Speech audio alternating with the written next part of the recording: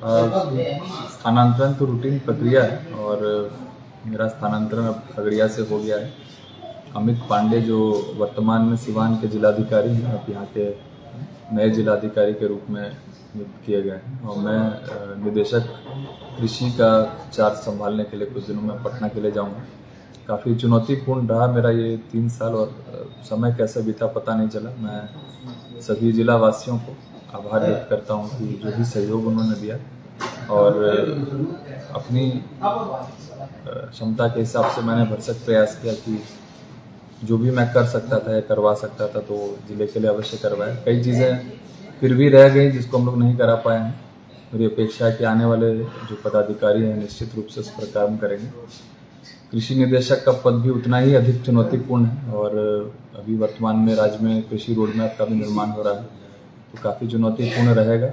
और मुझे खुशी है कि यहाँ के 3 साल काफ़ी सुखद गुजरे और जो भी समस्या आई उसको हम लोगों ने मिलकर इसका समाधान निकाला। आगे भी करियर में कभी इस क्षेत्र को सर्व करने का मौका मिलेगा तो निश्चित रूप से मुझे बहुत खुशी होगी। वैसे कोई पल जो आपको काफ़ी जो है अंदर से झकझोरा हो, उस पर आपको काम करने के लिए मजबूर किया हो और जो अलग हट करके हो?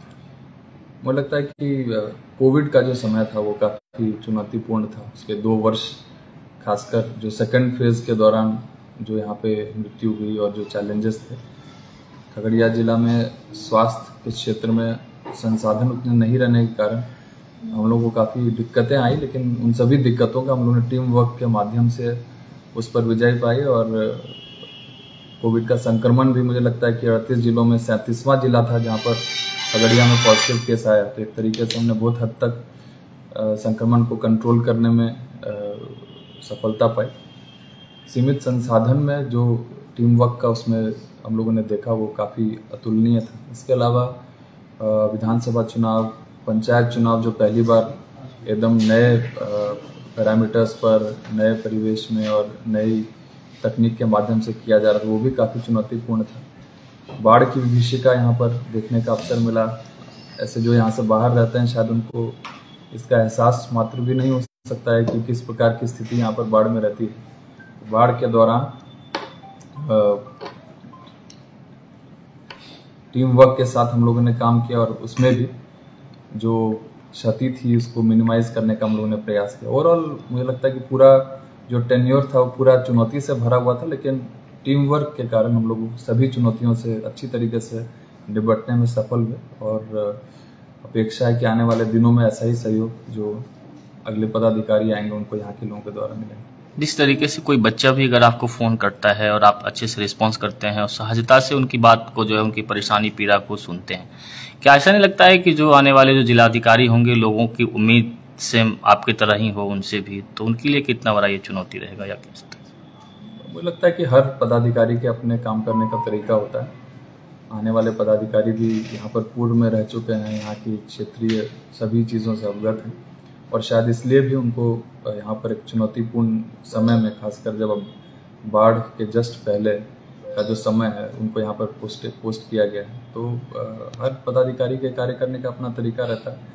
आने वाले पदाधिकारी भी निश्चित रूप से मेरे से भी और अधिक अच्छी प्रणाली यहाँ पर लाएंगे, व्यवस्थाएं यहाँ पर लाएंगे ताकि लोगों को सहजता और सुकून मिल सके और साथ ही साथ उनकी जो समस्या उसका निराकरण हो सके। बाढ़ के दौरान जिस तरीके से चंदपुरा में जो बांध टूटने की कगार पे, यानी बांध तो टूट ही गई थी, जिस तरीके से बड़ी आबादी बचाई गई थी पूरी रात जग करके, वो कैसा स्मरणीय पल है? वाकई मैंने कहा ना, यहाँ पे काफ़ी ज़्यादा कई ऐसे क्षण है, एक क्षण को सोच पाना बहुत कठिन है। अलग अलग समय में, अलग अलग परिस्थितियों में चुनौतियाँ आई अलग अलग समय में और सभी चुनौतियों का हम लोगों ने सही तरीके से निपटारा किया।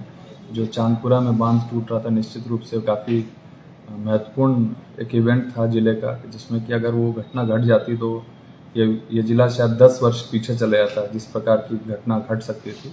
लेकिन सबने मिलकर रात भर जगकर पूरी टीम ने जब काम किया, स्थानीय लोगों का जब सहयोग प्राप्त हुआ, तो हम लोग उस चुनौती से भी, जो बहुत कठिन चुनौती थी मैं कहूँगा, उससे हम लोग उभरने में सफल हुए। जिस तरीके से खगड़िया का और डेवलपमेंट या जो लोगों का नज़रिया है, 2 साल तो कोरोना में, आपके 3 साल के कार्यकाल में 2 साल तो कोरोना में ही बीता और 1 साल का जो मौका मिला है उसमें कितना क्या कुछ जो है आपको दिख रहा है और क्या कुछ जो है इस खगड़िया शहर के डेवलपमेंट को लेकर के आप क्या सोचते हैं?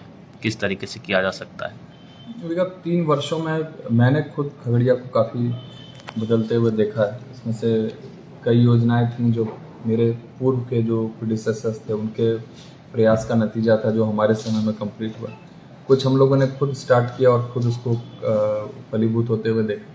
कुछ चीज़ें हैं जो हम लोग अब स्टार्ट करके जा रहे हैं और आने वाले वर्षों में जब वो पूर्ण होगा तो निश्चित रूप से हम लोग कहीं पर भी रहेंगे तो खुशी होगी कि इसकी शुरुआत हम लोगों ने की थी। अपने स्तर से हम लोगों ने प्रयास किया कि जो भी संभव था, विशेषकर आकांक्षी जिला कार्यक्रम में भी खगड़िया जिले ने अच्छा परफॉर्म किया। जो पारितोषिक राशि है, मुझे लगता है देश में सर्वाधिक पारितोषिक राशि हमारे जिले ने ही अर्जित की और उसके क्रम में कई योजनाएं जो हम लोगों ने नीति आयोग के माध्यम से भी ली हैं। यहाँ पर कई योजनाएं चल रही हैं, कई योजनाएं हमने समाप्त भी कर ली और आगामी कुछ और राशि आने की भी संभावना बताई जा रही है। तो मुझे लगता है कि ओवरऑल समेकित प्रयास से जिले की जितनी भी विकासोन्मुखी योजनाएं थी उसको पूर्ण करने का हम लोगों ने प्रयास किया। हम लोग कितना सफल हुए वो तो आम जनता ही बताएगी, लेकिन हम लोगों ने अपनी तरफ से पूरा प्रयास किया। खगड़िया के लोगों का कितना आपको सपोर्ट मिला काम करने के दौरान या अन्य चीज?